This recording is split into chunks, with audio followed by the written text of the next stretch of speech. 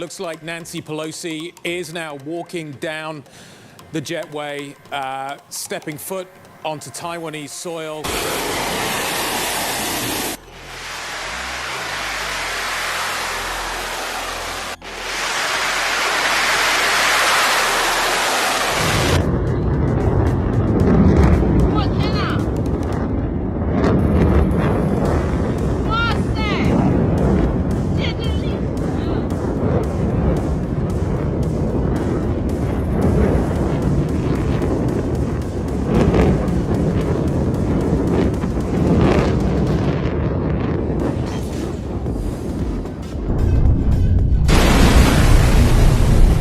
This week's brief visit to Taiwan by the current U.S. Speaker of the House, Nancy Pelosi, set off China to begin executing live military drills, including missile launches from the southeast Chinese mainland over the island of Taiwan, and live Chinese military practicing for a potential military blockade to the island itself.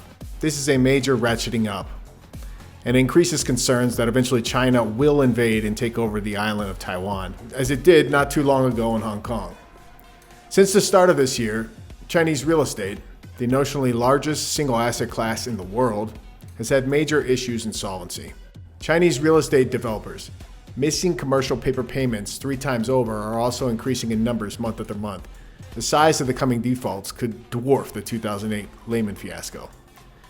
There's even a growing online movement within China to boycott paying loans back on unfinished property projects. Basically, undisciplined credit expansion and mass ghost town comeuppance is finally coming. And now that Chinese real estate and in kind their economy is beginning to fail, it makes sense that the CCP would want a war-like distraction. This dangerous and developing situation will likely have way more economic and geopolitical ramifications than even the recent Russian invasion of Ukraine has had. In order for you to get a deeper perspective on how important this development is and how truly underprepared the Western world is for such a conflict or trying to defend against, I strongly suggest when you are done with this week's SD Bullion market update, go listen to this recent over hour-long Hidden Forces podcast involving 3 U.S. government policy-connected experts explaining some of the stakes at hand. Of course, I'm going to remind you at the end of this week's SD Bullion market update, and I'm going to leave a link below so that you can easily find it and go listen to it once we're done here. Hello there, on behalf of SDBullion.com, this is James Anderson with a quick SD Bullion market update. Before we go further, please smash the like button so other sound money stackers can also see this content. And be sure to subscribe to our SD Bullion channel so you can get our latest market coverages and also a chance at winning incredible bullion giveaways like this one. Get ready for SD Bullion's Monster Box sweepstakes that includes 500 Silver Eagles. You could be the next lucky recipient of a phone call like this. This is Dr. Tyler Wall, CEO of SD Bullion. Well, I'm calling you to let you know that you won the SD Bullion giveaway of a Monster Box of Silver Eagles. So click the link below for your chance to win. Click the link below to enter our new 500-ounce American Silver Eagle coin Type 2 giveaway contest.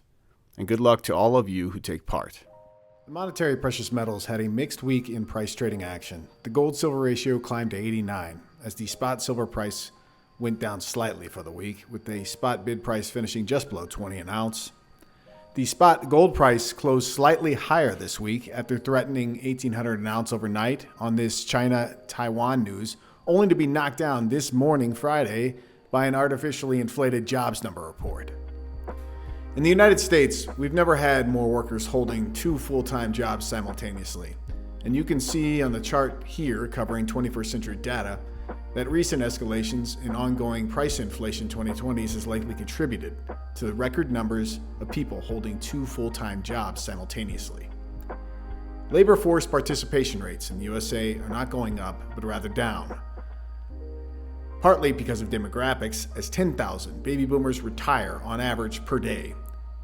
We've not had labor force participation rates this low since many said baby boomers originally entered the U.S. workforce back nearly 50 years ago, when often ongoing 1970s price inflation was also in the mid-teens in real terms as it is today in 2022.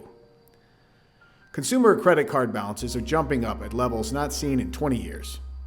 While not surprisingly, U.S. savings rates have been falling in a sign that household budgets are running thin. Financial propaganda would like you not to know that the current U.S. economy is literally on a razor's edge, likely in recession already.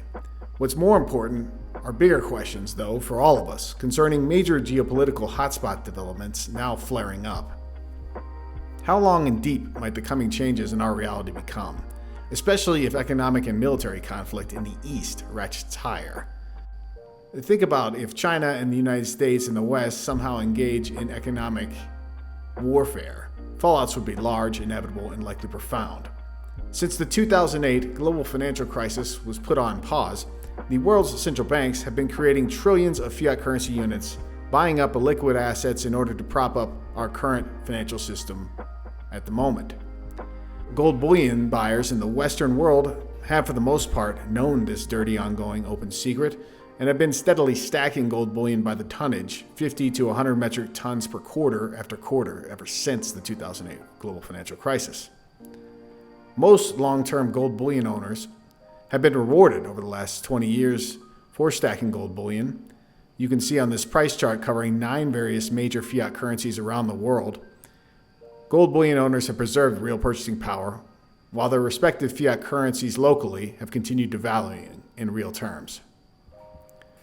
Both the Western and now finally again the Eastern world is also again increasingly buying silver bullion, as illustrated by ongoing data. If the nation of India continues at its first half of 2022 pace, it will alone import more than 220 million ounces of silver bullion this year, half of which will likely be imported from London, putting further physical pressure on long-standing silver derivative price suppression tactics that have been running for decades. The Perth Mint is picking up the slack that the U.S. Mint is not meeting in ongoing physical silver bullion coin demand.